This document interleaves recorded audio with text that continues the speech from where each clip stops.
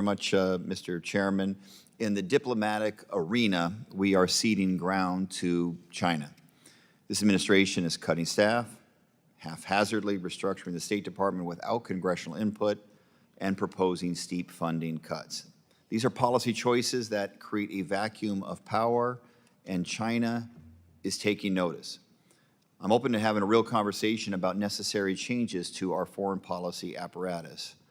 But we cannot say that we are serious about competing with China when our restructuring means cutting 1,300 employees and rescinding almost $9 billion in spending on foreign affairs, while China has proposed an 8.4% increase in their diplomatic budget.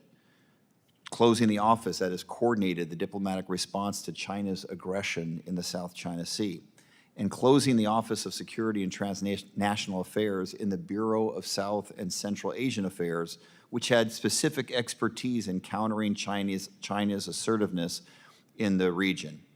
Undersecretary Hooker, is it true that the East Asia Pacific Bureau's Multilateral Affairs Office was scrapped in the reorganization?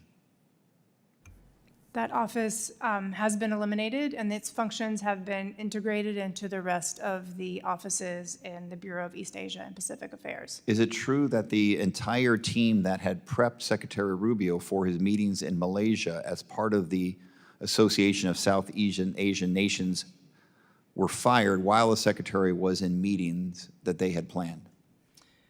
As I mentioned, that office was eliminated, and the staff that were staffing that office were also eliminated. I would also like to point out that the efforts to move forward with the reorganization began on May 29th when Secretary Rubio notified Congress, and of course were held up for months by the court cases. Is there anyone in Washington, D.C. at the State Department in charge of leading engagement with ASEAN, the Pacific Island Forum, the Asia Summit, or the Asia Pacific Economic Cooperation? Yes, sir. There are staff and officers in the Bureau of East Asia and Pacific Affairs that are responsible for each of those engagements.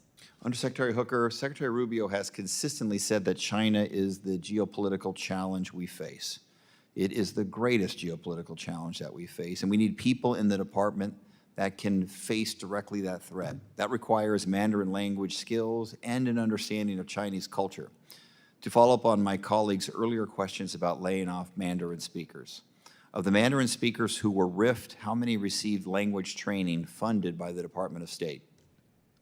Sir, I don't have those numbers in front of me, but I can assure you, as I would Representative J. Paul if she were still here, that we do continue to have Mandarin speakers. Some of them are on my staff and are sitting behind me.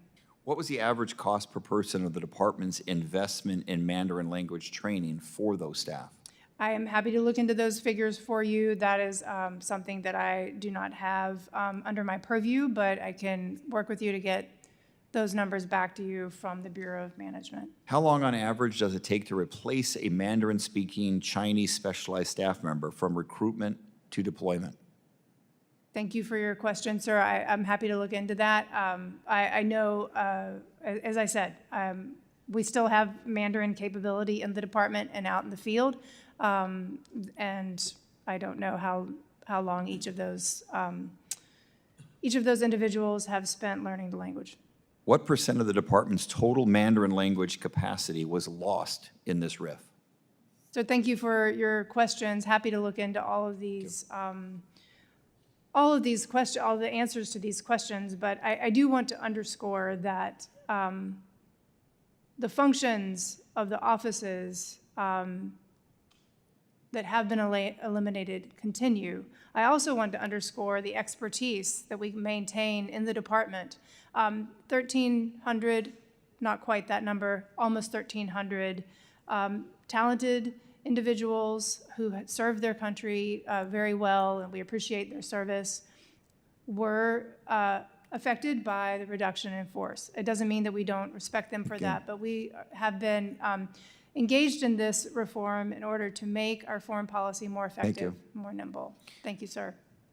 Undersecretary Hooker, your answers have not convinced me that this administration fully grasps or even has a plan to mitigate the damage it has done with its haphazard reorganization to one of the most useful language skills we absolutely need in our diplomatic corps.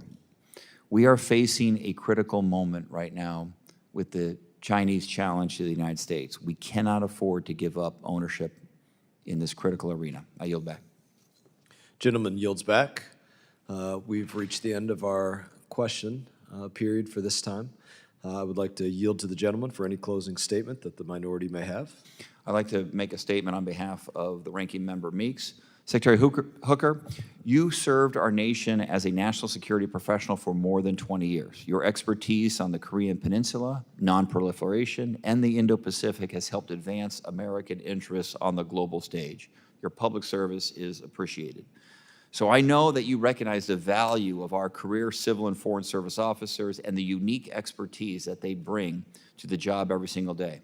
I know that you know and you recognize that the personnel in the State Department's Bureau of East Asia and Pacific Affairs and those working on nuclear issues are essential to achieving our most urgent national security goals, which is why I also know that you understand just how much harder your job has become after Secretary Rubio fired almost 1,300 national security experts from the State Department.